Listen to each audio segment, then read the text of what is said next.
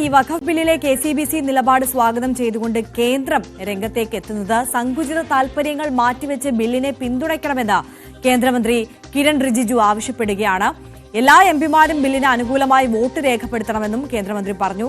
അതേസമയം തന്നെ KCBC നിലപാടിനെ സ്വാഗതം ചെയ്ത് കേന്ദ്ര ധനമന്ത്രി നിർമ്മല സീതാരാമനും എക്സിൽ പോസ്റ്റിട്ടു. നേരത്തെ കേരളത്തിൽ നിന്നുള്ള എംപിമാർ ഇത്തരത്തിൽ വഖഫ് ഭേദഗതി ബില്ലിനെ അനുകൂലിക്കണമെന്ന ആവശ്യവുമായി KCBC രംഗത്ത് വന്നിരുന്നു. ER രാഗേഷ് നമുക്കൊപ്പം ചേരുന്നുണ്ട്. രാഗേഷ്, ഈ ഘടകകക്ഷികളിൽ നിന്ന് പോലും എതിർപ്പ് നേരിടുന്ന ഒരു സാഹചര്യം നിലനിൽക്കെയാണ് KCBCയുടെ ഈ ഒരു നിലപാട് വരുന്നത്. അത് കേന്ദ്രം ആയുധമാക്കി മാറ്റുകയാണ്.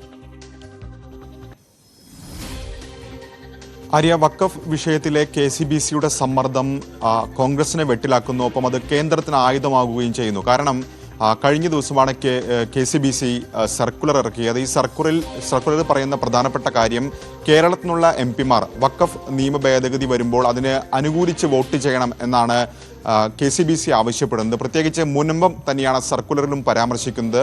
മുനമ്പത്തെ ജനതയ്ക്ക് നീതി കിട്ടണമെങ്കിൽ ഭേദഗതി അനിവാര്യമാണ് എന്നാണ് ഈ സർക്കുലർ പറയുന്നത്. ഇതാണിപ്പോൾ ഏതായാലും കേന്ദ്ര സർക്കാർ സ്വാഗതം ചെയ്യുന്നതും അവർ ആയുധമാക്കുകയും ചെയ്യുന്നത്. കാരണം 2 കേന്ദ്രമന്ത്രിമാരാണ് ഇപ്പോൾ ഇത് പങ്കുവച്ചിരിക്കുന്നത്.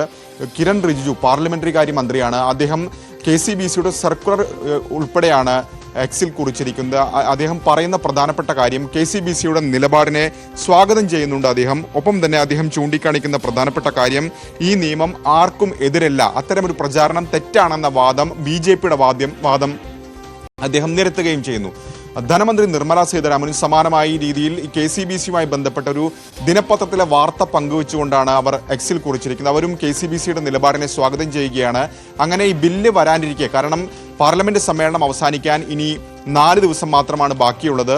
കേന്ദ്ര സർക്കാർ ഈ സഭാ സമ്മേളനത്തിൽ തന്നെ ബില്ല് കൊണ്ടുവരുമെന്ന് കേന്ദ്ര ആഭ്യന്തരമന്ത്രി അമിത്ഷാ തന്നെ കഴിഞ്ഞ ദിവസം വ്യക്തമാക്കിയിരിക്കുന്നു. അപ്പോൾ നാളെയോ മറ്റന്നാളോ ടേബിൾ ചെയ്യാനുള്ള സാധ്യതയുണ്ട്. ഈ ഘട്ടത്തിലാണ് KCBCയുടെ നിലപാട് തീർച്ചയായും മുഖ്യ പ്രതിപക്ഷമായ കോൺഗ്രസിനെ വെട്ടിലാക്കുന്നത്. കാരണം കോൺഗ്രസ് ആദ്യം മുതൽ ഈ ബില്ലിനെ എതിർക്കുകയാണ്. എന്നാൽ KCBCയുടെ നിലപാടടക്കം വന്നതിന് ശേഷം ചില എംപിമാരെങ്കിലും പരസ്യമായി പറഞ്ഞിട്ടുണ്ട് KCBCയുടെ സർക്കുലർ ചർച്ച ചെയ്യണം എന്നൊരാവശ്യം മുന്നോട്ട് വെച്ചിട്ടുണ്ട്. ഇന്നലെ ഡീൻ കുര്യാക്കോസ് അടക്കമുള്ളവർ ഈ ആവശ്യം ഉന്നയിച്ചുകൊണ്ട് രംഗത്ത് വന്നിരുന്നു. ഏതായാലും കോൺഗ്രസിലെ എംപിമാർ ഇപ്പോൾ ചിലരെങ്കിലും പറയുന്നത്, ബില്ലിലെ മൊത്തം എതിർക്കാതെ ചില നയങ്ങളെ മാത്രം എതിർക്കാം, ന്യൂനപക്ഷ വിരുദ്ധമെന്ന് തോന്നുന്ന നയങ്ങളെ എതിർക്കണമെന്ന നിലപാടാണ് കോൺഗ്രസിലെ ചില എംപിമാർക്കെങ്കിലും ഉള്ളത്.